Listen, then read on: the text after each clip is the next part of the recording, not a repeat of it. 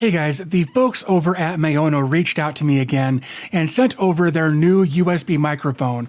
This is the PM421 and I'm really impressed with it so far. When I first took it out of the box, the first thing I noticed is it looks a lot like my Audio-Technica AT2020.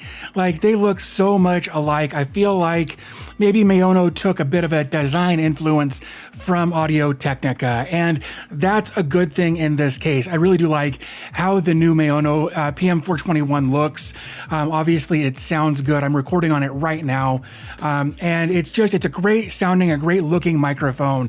And I thought I would just take a couple of minutes to show you what you get in the box, and then obviously let you listen to the sound quality of this microphone. So you're going to get a couple of different types of pop filters in this kit. The first one that you're going to see is the nylon sock looking one that kind of comes out in front and keeps all of the plosives, kind of diffuses the plosives before they even get to the microphone. Obviously you're going to get the scissor arm, the attachment to clamp the microphone onto the scissor arm, also the clamp that's going to attach the scissor arm to your desk, the USB cable, and of course the microphone. And all of this comes in just a single box. It's a single kit. It's an all-in-one kit that, again, you can hear how it sounds right now. I'm really impressed with the sound quality of this microphone. So what's great about this entire kit is it comes literally with everything I listed, and it's less than $75 on Amazon right now.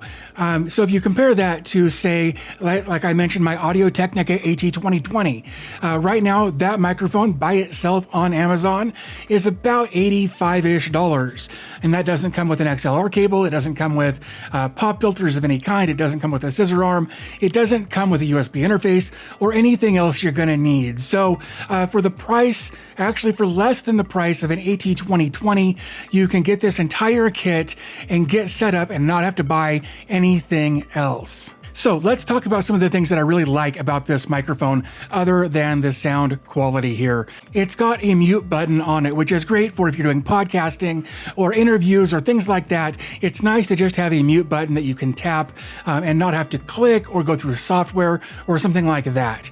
In addition to the mute button, it's also got a volume knob on it. So you can set all of your recording levels and everything in your application or on your machine or whatever, and then do fine tuning with the volume knob on the PM421. So we've talked about a couple of the things that I really like about the PM421. And one of the areas that I think that they missed an opportunity on was they didn't put a direct monitoring headphone jack into it. So you're still going to plug headphones into your laptop or your computer or whatever to be able to listen to whatever you're doing.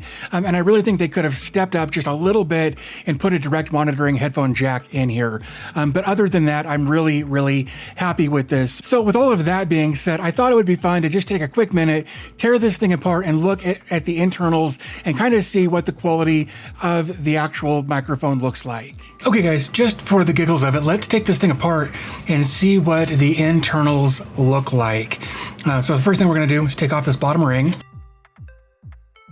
Lots of little grooves on there, lots of teeth. So we'll go ahead and set that aside. Next thing we're going to have to do is remove this knob here, like so. And then this whole piece comes off.